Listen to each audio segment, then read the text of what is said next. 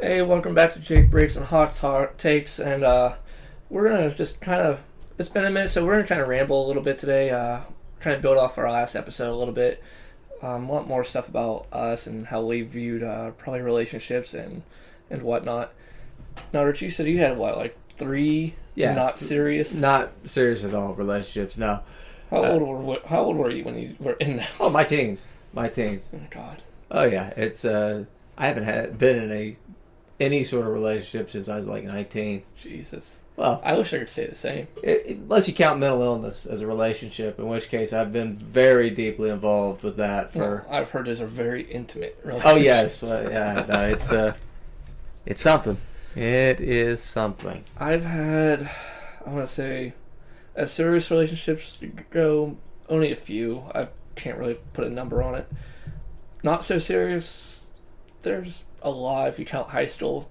There's, as much as you want to say those are serious, those are not serious. Not very rarely. If someone else is paying your bills, it's not a serious relationship. Because I have found most of the dynamics really get bad when money is involved and one person is not necessarily objectively pulling their weight. Yeah, what would you say the top three things to make a relationship work is? Communication, shared interest, because the whole opposites attract thing, they've done a lot of research. It turns out it really isn't true.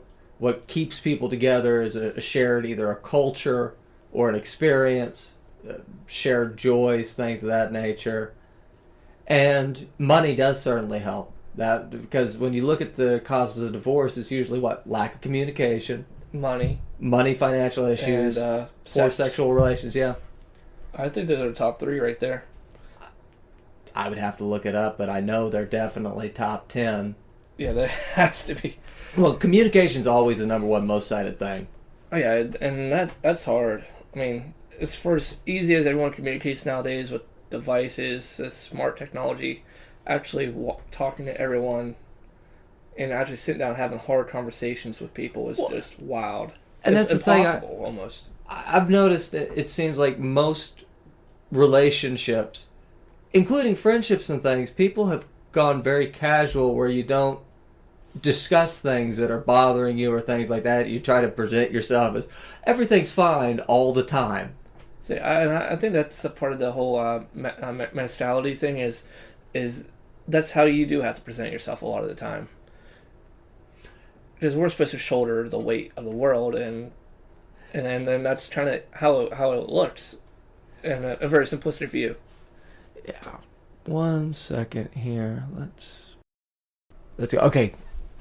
It's funny that you mentioned that about like traditional masculinity and stuff, and you're right, because I've been watching a lot of stuff, and one of the big things is about patriarchy, which is a word that gets tossed around a lot without anybody really understanding about it. I was listening to social psychologists, and it's interesting because the suicide rate of men in America and most Western countries have a patriarchy, quote unquote, is 4 times higher than women.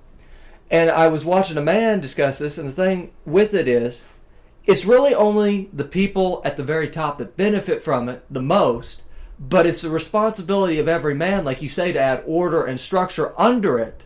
So all the pressure falls on you, even though for the most part, especially in lower socioeconomic classes, you don't see the direct benefit from it most of the time. You have all the responsibility of perpetuating it with very little gains from it. Yeah, and that's true. Like I would say I'm more of a traditionalist, and a lot of people really get confused with the word of what a traditional is, and they think, oh, the woman is going to be home cooking, cleaning, wiping your ass, and that's really not exactly what it is. It's the appreciation of it. It's the fact that, okay, hey, yeah, you went out and worked all day, but at the same time, the man still was going to come home and do work. And it's just not like, oh, like, use the dishes downstairs right now, for example. She did the dishes this weekend, and I was like, I am so happy. I'm ecstatic over it. And it's not something that, it's not like she never does them. It's just, I came home and something like that was done. That's a stress off of me. That's one less thing that's on my shoulders as a responsibility to do. And that's why I think it's the traditional way is a lot better than the new way of thinking of just trying to go out and be casual and do whatever you want, because there's no responsibility in it. There's no accountability. Well, and I think too with you, and what's really important is you and her communicate a lot as far as she has expectations for you, you have expectations from her, but there's an actual respectful conversation here of, hey, these are things that would help me out. These are things that you can do for her and vice versa. Whereas I think a lot of people conflate traditionalism with a lot of the more problematic behaviors back in the day, like, spousal abuse, Yeah. or using finances as a control mechanism where it's like, you can't leave because I won't let you. Yeah, exactly. And I think that's created a really bad stigma. Like me and Taz, we were fussing at each other a little bit the other night, and we've made an agreement. There is no more screaming. There is no yelling. If one of us is literally just can't handle the conversation anymore, we just tell each other, and it's like, hey, you know what? Give me like 30 seconds. I'll come back to this. It's funny because my grandparents back in the 60s and 70s, when they first got married, they were young. They were in their 20s. And they fought, like physically, threw mugs and things at each other. And when they had my mom and my uncle, they realized that's not a good environment to be raising kids. You can't be physically assaulting one another all the time. So they read this book, The Art of the Debate. And it's exactly what you said, that sometimes whenever you've been having this argument for a long time and you haven't reached a conclusion or resolution, it's very important to take a break, gather your thoughts separately, come back to it and try to find a peaceful discord. But that requires a lot of respect. Yeah, and that's a lot of things people don't have nowadays, and that's really a big factor, and that people don't respect each other. I mean, they'll screw each other, but they don't respect each other. No, and I've noticed it seems like a lot of times people want the superficial benefits of a relationship, like you say, access to sex and things like that, without the responsibility of you're sharing time, life, and assets with another person, and without the communication and the respect, that dynamic can get very unhealthy very quickly. Yeah, it definitely can. And like whenever I get into it, I don't even want to call them arguments anymore. It's more just it's a discussion anymore with me and Taz. And in the past for me, and I still do it to this day, is I avoid. If it's something I'm not good with, or something that immediately frustrates me, and it comes from being in my previous relationship, and coming from school, from being bullied and all that, and it just, if I can avoid it, it doesn't exist. If I don't need to talk about it, it doesn't exist. And that's something I've always carried with me, and that's something I'm working on currently, because those things are where I get frustrated, and then Taz does like to push, and then eventually it boils over, and then it's just like, what the fuck, and then I start I shut down, I get quiet, I just tell you what you want to hear. Yeah. And we've been together over 3 years now, and we're still figuring that stuff out, but it's what's working for both of us. And that's just speaking from my side. Her side, when I shut down like that or just tell her what she wants to hear, it's more like it's her way her ex would control her. And it makes her scared. It makes her nervous. And she needs that affirmation of like, so that's where we get on two different ends of where we're going. We're not really going anywhere with the discussion anymore, and we're both shutting down. Well, and I think this is a really good time to discuss, because you guys have much more experience in this, because you've had your relationship, you're both trying to have a healthy relationship, but both of you have had very bad and abusive relationships. Oh, yeah, most definitely. Before this, and I think this would be a good time to kind of talk about how do you try, because I know it's very, to use it, but kind of like a flashback almost, whenever you might see behavior that, even though Tabitha's not trying to act like your ex, you kind of read into that. So how have you guys kind of been able to talk about this in a way that's like, I know you probably didn't mean to do this, yeah, but it's almost similar like that. And what's been really cool about it is speaking openly. It's a very difficult thing, but just speaking openly from a point of no outside influence, which means you really have to try to separate yourself. And that's the one of the hardest things to do. Is I got a bit more of an advantage than she does, just because of being a firefighter. I was able to compartmentalize and just deal with one thing at a time. So, like, anytime I see, sometimes it's like some behavior that like my ex did. I let it slip last week, and it's just I felt like I was being put towards into a corner. Eventually, you put someone in a corner, you're gonna fight back. And I said something incredibly mean, and I can't remember what the argument was. It was so insufficient. But I was getting pushed in the corner. I was trying to like, hey, stop. We need to talk. And that's where she kind of got I don't want to use overzealous, where she's like, oh, she was going to start shutting down if I started avoiding it. And I said something incredibly mean. I said, oh, you're acting just like my ex-wife would act, and this is bullshit. And she's like, I'm not your ex-wife, yada yada yada. Just like then I was like, oh, it's a learning opportunity. I can use it. But I was able to switch gears almost immediately. But it wasn't the time to switch that gear. I made a mistake on my end. But the big thing is we're both willing to admit these mistakes to each other and try to build and not redo the same mistakes over. And that's where we have more discussion now, even though some of the discussions are really hard. And I think that's good, because I know part of the reason I've been very hesitant in relationships is one thing I noticed in my late teens when I started interacting. My parents didn't have the best relationship, and you always tell yourself, oh, I'm never going to do that, I'm never going to be that person. But then you realize when you go into your bag of, okay, well, what am I going to model this? And you think back, you're like, oh shit, the only relationship I have ever seen modeled is this. And I very much saw I was repeating a lot of the same things, and that wasn't going to be healthy. Yeah, I told my dad I'm going to get married. I'm only get married once, because he got married 3 times. And now I'm divorced. And at first it was like, that's one of the reasons why I try to keep my relationship going with my ex-wife. Like, oh, I'm not just going to make it work. I'm going to make it fix. I'm going to make her know she's worth it. And that is another big issue a lot of people run into, is they put someone on that pedestal. They don't put them on the same level as them. No, or realize that this is a behavior they're choosing to do, and nothing that you do can stop this behavior. Because no, you're right. A lot of people get in relationships and they see something that's kind of stereotypically like a red flag or something they don't necessarily like, and they think to themselves, well, this person, they're almost perfect if they could just stop this. But you can't fix a pattern of behavior in someone else, and if they don't view it as a problem, they're never going to change. Yeah, exactly. And me and Taz also had this conversation too about I told her one thing I did learn about my relationship with my ex is never put a woman on a pedestal. And me and her had that conversation. I told her, like, I'm not putting you on a pedestal any higher than what you put me. What you put in is what you get out. And it works really well for us, and it keeps us on equal terms. It doesn't have anything to do with money, emotion, manipulation, or any of that.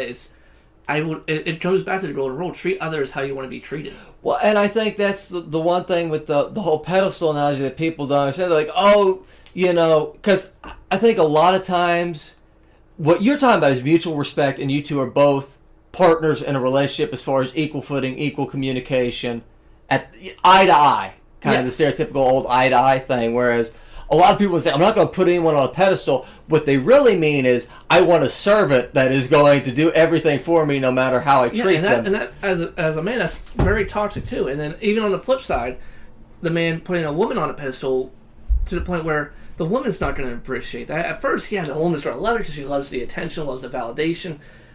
After a while, oh, this guy's no good. He's not good enough. He doesn't make enough money. He doesn't do enough for me. And then that all becomes hatred. And coming from the man's side, going, oh, I want her to cook, clean, and do that and the other thing. It would be nice, but it's just the reverse. And what people need to find is that healthy middle ground, what works best for them. And I think a lot of it is just the communication and realizing that you're two individual people, and certain people are better at certain things.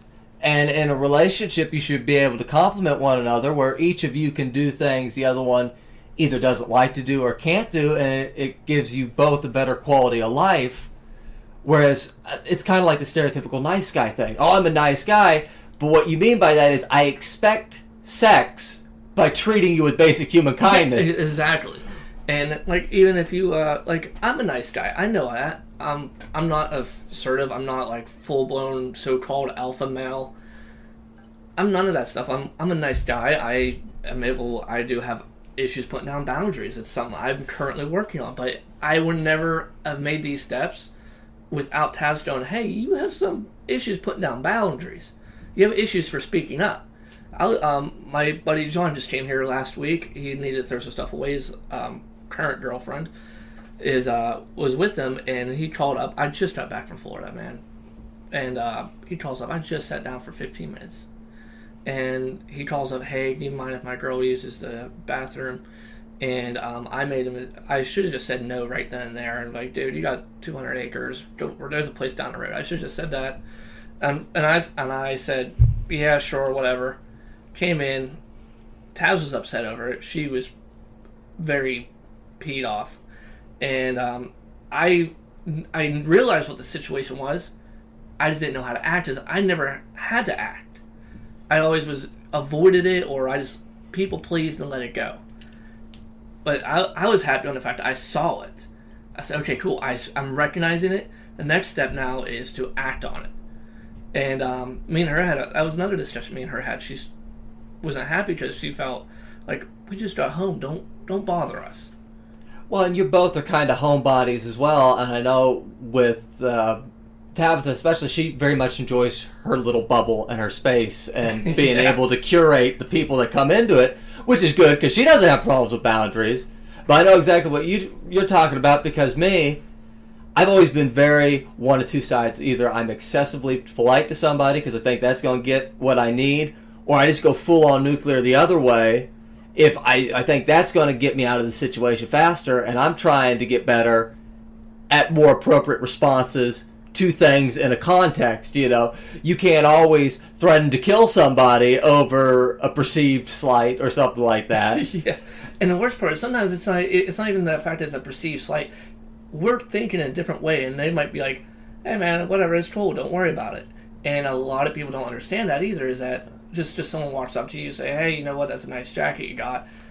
Doesn't mean you go and break their legs because you think they're going to steal your jacket. Yeah, no, and you've got to try to separate interactions you may have had in the past that went poorly or that were traumatic versus, like you say, the context of today. Sometimes it's just like, hey, I like that, and it's not the situation where someone said that and they might have tried to steal your stuff.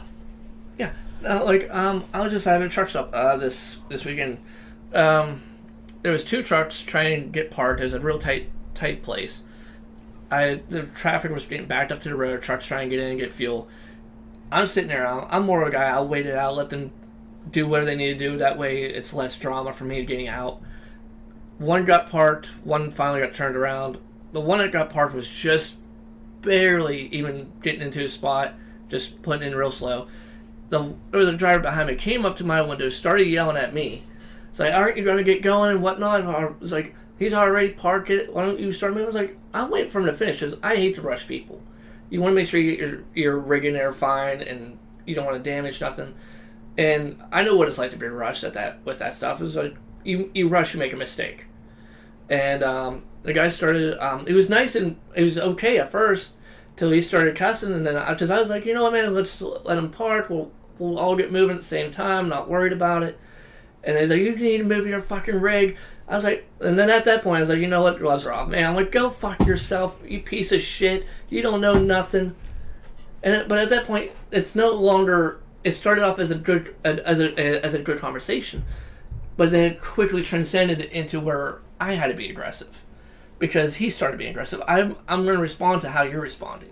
Well, not just that, but we both know this. Trucking, it's a very rough class of people. It's not bad. There's money in it and all that, but it typically attracts people from poor areas where that's usually how we communicate whenever, poverty is how big you look on the block or trying to set yourself apart. And it's great when you can communicate and have a discourse with somebody and hopefully your words make a difference. Yeah, because I've met other truckers out here.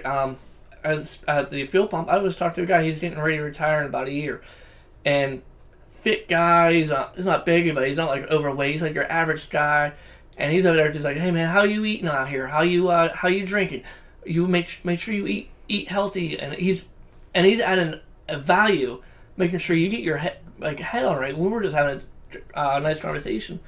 Just I was like, man, you look pretty good for yourself. I said, man, I eat one sandwich a day. I make sure I drink tons of water. I make sure I walk. I was like, man, I'm eating protein bars. I'm drinking my water, and that entire conversation was a very positive outlook. Yeah.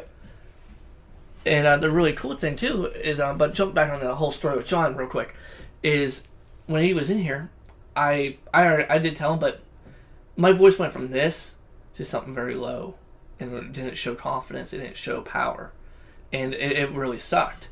And I didn't realize it. Taz had to point that out to me, and I told him, I was like, dude, there's 200 acres here, and I'm using this little kid voice, and I didn't even realize I went to that. And I'm like, that right there tells me I don't got the confidence. I can talk a big game, act like I'm the biggest on the block, being out there in a truck, but on the home front, I'm like, I am not confrontational. Well, and I think too, you know this guy, whereas it's easy to tell somebody you don't think you're ever going to run into again to fuck off, or even if you do, you're both truckers, so you're both on the job. It's a little different than when you're trying to maintain a relationship, because I know I have a problem myself in that trying to, how do I put this? I guess not really wanting to rock the boat with people that I deal with a lot, because sometimes it's just easier not to, but it doesn't necessarily get you the desired result in the long run. Yeah, I mean, John is a very, very handy man. I mean, he can literally build a house from the ground up, knows how to, all the ins and outs. He can pretty much fix anything that has a motor and moves. And I don't know a lot of that stuff, or I have a little bit of knowledge, but he has so much more knowledge than I do. He can fix a lot more than I do. He's very similar to my dad in that regard. Anything he touches, he can fix. So, and I'm like, well, I need to keep that relationship open between us instead of just start cutting things off at the knees, because if there's something in here I can't fix and I can't get my dad down, I need another resource. Yeah. And I know I have a difficult time with that. It's easy when you either don't need somebody for something. And to add on to it, I'm sorry to interrupt you. No. But me and him, we are not around each other a lot. So we're still very different from one another. We don't really know a lot about one another, but because of what we need from each other, we have that partnership, and that makes it a little bit tougher.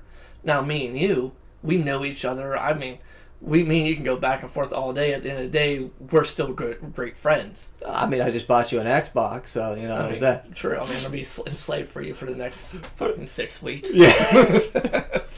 But between us, though, we know each other well enough where we can get rowdy with one another. Yeah. We can be like, hey, Rich, fuck you. Yep.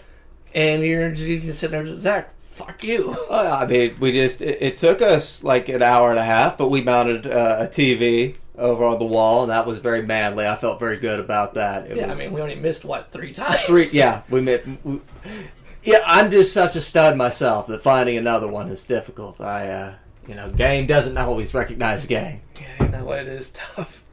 Sometimes it's a little bit of a bored. Yeah.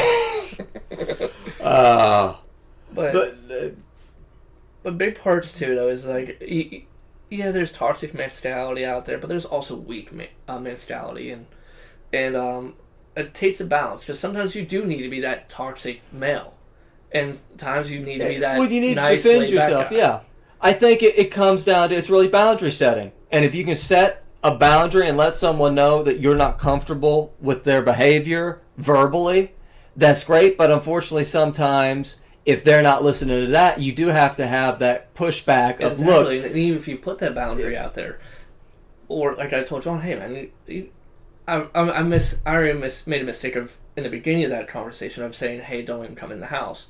We just got home. I didn't put that boundary on there, and then a few days later, it was just nagging me so bad. There's a way she acted in my house. Oh, I told her. I told her straight out, do not allow her back in my home again. Well, no, because she was snooping through the stuff we brought in. She had her nose in the air, acting like she was better, and I hate to say it, well, I'm not really, but she's from McKees Rocks. McKees Rocks trash. I mean, she's collecting welfare checks, man. Yeah. She ain't making money. She ain't hustling. She ain't working to better herself. And I feel bad for John on that, but even he said something like oh man, it must have been nice going on vacation. I'm like, yeah, I can afford to go on vacation because I saved for vacation. Well, not just that, but how many hours a week do you usually work on top of everything else? Is it like 50, 60 hours? I average 60 hours a week. Yeah. So, when you're working that much, you need a vacation, too. Otherwise, working that much, you'll kill somebody. Oh, yeah. Easily. No, your sanity starts going. I remember when we used to do peak season delivering for Amazon, and we were working 60 hours a week downtown when they were still figuring out the mapping, and that was the worst. Oh my god, triangles and squares and all this stuff. You can't forget the obtuse. Yeah, seriously, the trapezoid where we went in a box and then we went in a square because that's just how you were able to get downtown and go into the street that was in front of you, but you had to go left, right, straight. Oh god, yeah, all the one ways. Yeah, no, oh my god. I bet you were happy you were partnering with me those days. Oh, you, a couple of the other guys, someone that knew it, because me, I never paid attention. I'm so glad I wasn't a driver because I'd have been fired. It would have been terrible.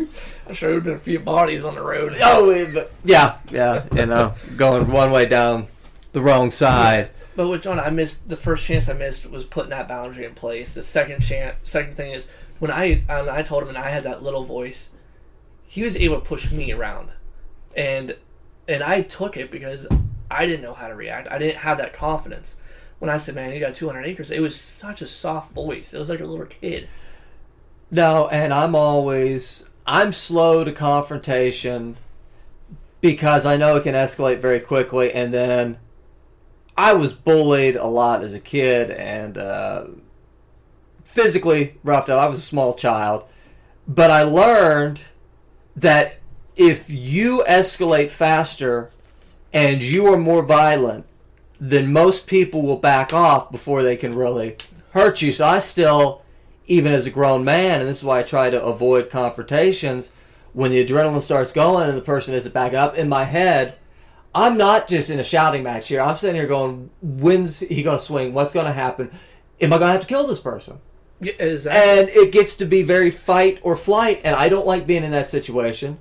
Because I want to be a more positive person and to be more constructive and helpful towards people. Lead by example as far as work on the things I know are a problem for myself and try to be a better person every day.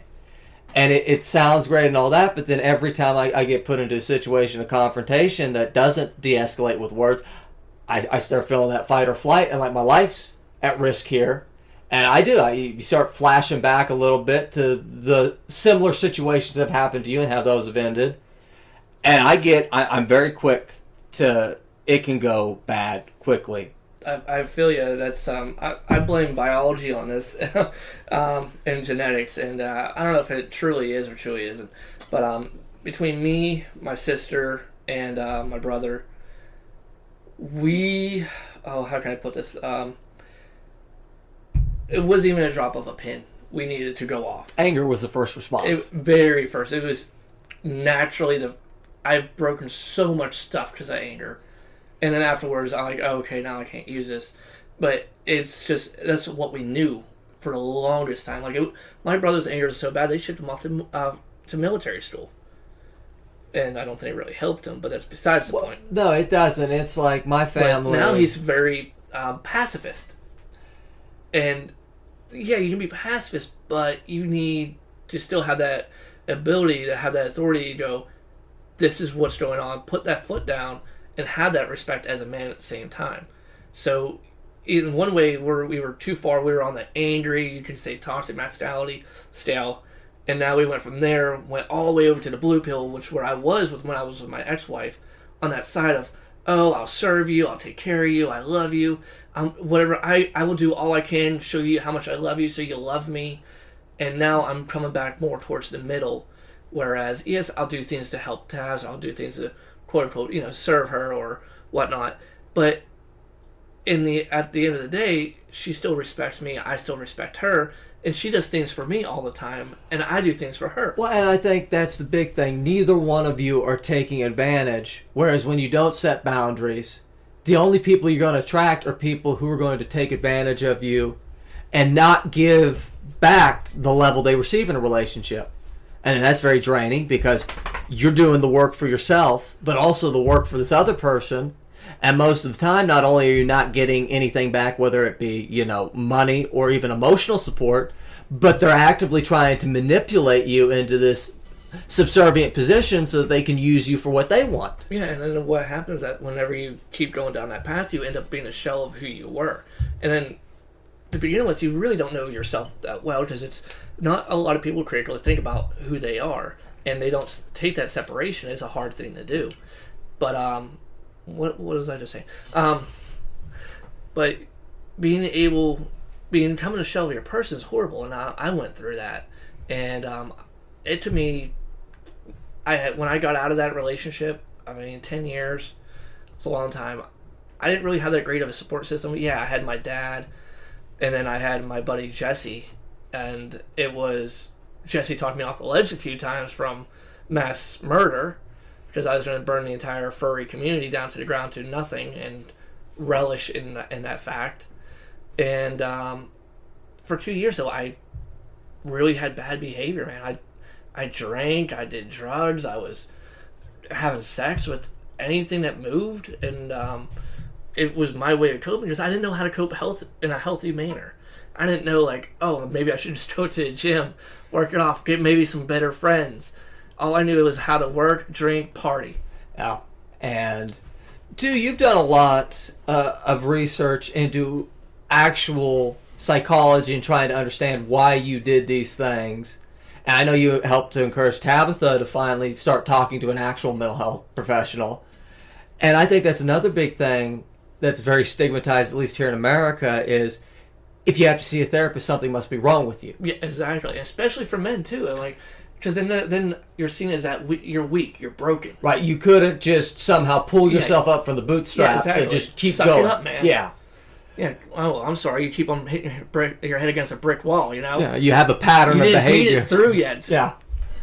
No, and it's kind of funny because, we're talking, but the big joke with podcast is, men don't go to therapy, they start a podcast.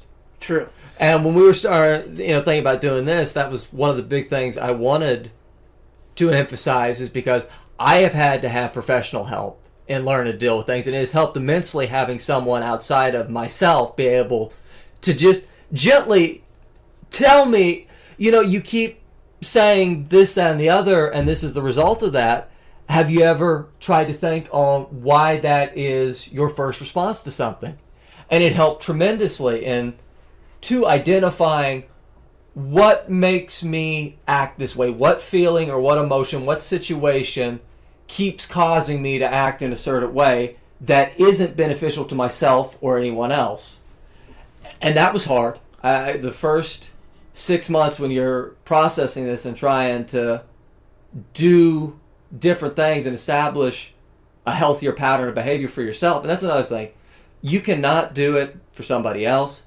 No one else should try to force you into something. The only way that you can truly change, whether it be for a positive or a negative, is because you want to change. Yeah, and honestly, I've run into this issue. I'm starting to realize I've run into that issue with my brother. Is that I see where he needs to change, where he needs to be able to, in a couple words, man up, and really just lay down the law. And he doesn't know it, and I'm trying to inform him, but at the same time, I feel like I had to go to these extremes of examples to really drive the point home. And I don't know if he's listening to me, because when I go to those extremes, it's an extreme. Well, and I think a big point, and we're not going to get into details because we do respect his brother's privacy and all that, has just been that the relationship dynamic between him and his significant other has not only always been bad, or at least the way we see it, manipulative. Yeah. But the relationship continues to break down, and boundaries that were implied that his brother is not okay with these kind of behaviors have not been respected at all, and on top of not being respected, they're actively undermined, and yeah, and then going through divorce, whenever I went through divorce, it was rough because at first my first thing was, oh, I need to fix this, and it was before I even knew I got cheated on, so I kept on trying and trying, and then one day I just asked her out of the blue, and I was able to go from that, like that first step of trying I guess it's reconciliation, Yeah. to straight up, because it's the same grief process. So what is the first step in grief? Denial. Denial. You deny that it happened. So I was denying it at first, and I was like, "There's no way. I just gotta treat her better. I gotta just give her more money. I gotta take care of her better. Make sure she's not working as hard because I know she's stressed. I'll take care of this." And I finally asked her one day in the kitchen and went, "Are you cheating on me?" And she just responded to me, "Yeah, I don't know what the big deal is." Immediately, right there was no more denial for me. I stopped. And it went from denial to hatred. And I still carry that hatred. That's why I try not to talk about her. I mean, it's infuriating because I did all this stuff to try to make you better, try to make you healthier, make you the best person you can be. And you just stepped on me like I was nothing. And do you think maybe the anger comes more from the fact that you feel like an idiot almost? Yeah, I failed. Yeah. And I think this is a good thing because men seem to always feel like we have to fix something. Yeah. And I think some things we can fix. There are some relationships that you can have a bad argument. You can say things just like, equating Tabitha to your ex-wife even though she doesn't exhibit normally. Yeah, exactly. It never. And it was just because I felt like I was backed in that corner. Right. And you go back to that. Fight. And I think going back to like your ex-wife, this might be a good chance to talk about this. Do you ever feel like from the beginning the relationship was healthy? As far as maybe, I'll frame it this way. Do you think you as a person should have been in a relationship at that time or maybe spent some time at work? When I first started dating her, no. My mindset was, at the time I didn't have a really good relationship with my dad. I met her at a freaking, I think it was Ozfest. Oh, that's... Yeah, I met her at Ozfest, man. That's Out yeah. of 26,000 people, I was going to try and hook up with her. So, yeah. I got her number that night, and we talked for a little bit. And the school year started, so I was finished my last year in high school. By December, I had just enough clothes to last the week, and I was gone on the weekends. I was already moved out of my house in December. The day I got my diploma, I was gone. So that's it. I was more worried escaping the situation I was in because I didn't have a great relationship with my dad. And that's what propelled me into that. And then I didn't know I was in a bad relationship. I did not know it was manipulative. I did not know I was being abused. Well, and I think there's an element of codependence because clearly the real impetus here was, you and your dad's deteriorating relationship. And we didn't talk for 5-6 years. Yeah. And it's just instead of trying to look at yourself, and I get this because it's much easier when you meet someone who at least gives you attention, and even if it's not positive, you feel a sense of togetherness, as opposed to it's very hard whenever you have to look at yourself by yourself and realize these are beliefs I hold or patterns of behavior that I continue to do that I'm going to need to change.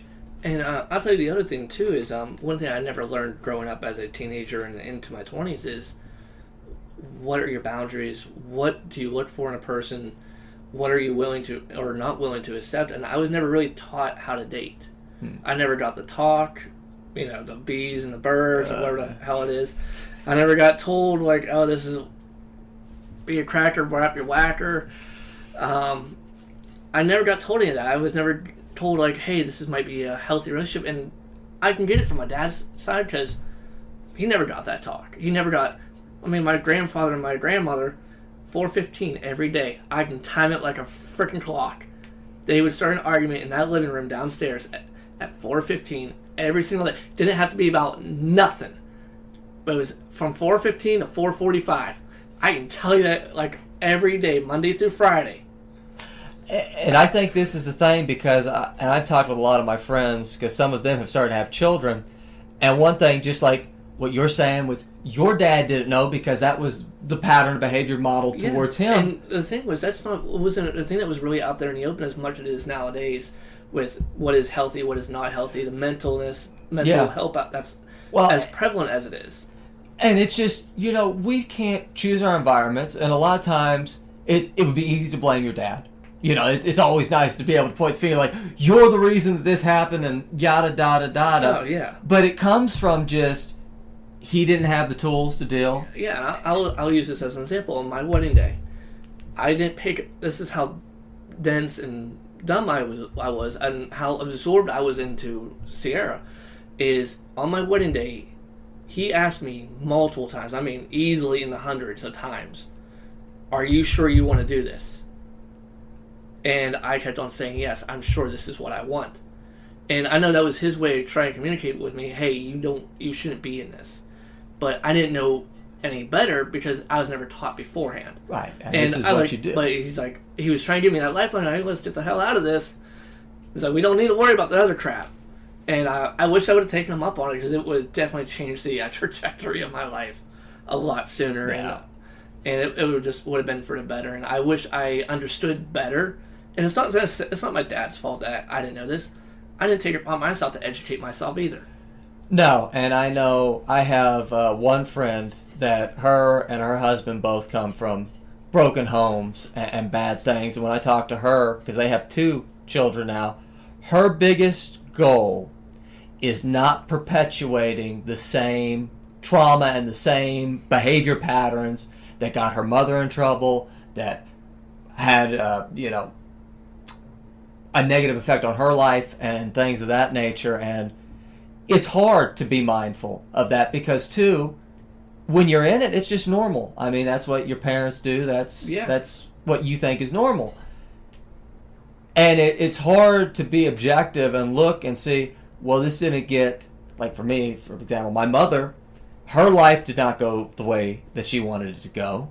And it's caused a lot of friction as she's gotten older. And having to be realistic with myself and, I'm basically a clone of my mother and how I handle things. Yeah, so I met your mom.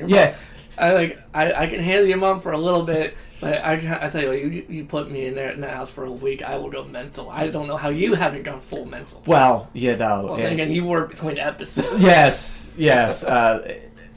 It's fun to laugh about now that things have gotten better, but there are times whenever you've hit rock bottom. It's funny because I hear addicts and people talk. There's no one rock bottom. Rock bottom is really when you decide for yourself, I'm tired of being here. I'm tired of, and I keep coming back to this place. I need to figure out, why do I keep acting in such a way that I always end up back here? And another thing, too, to add on top of that is that, people do have multiple rock bottoms, but it turns back to something my chief has always said to us, and it was always something we were, and he's my late chief now, since he just passed, is we find a way to the bottom, and now it's usually us joking around, but it still holds true.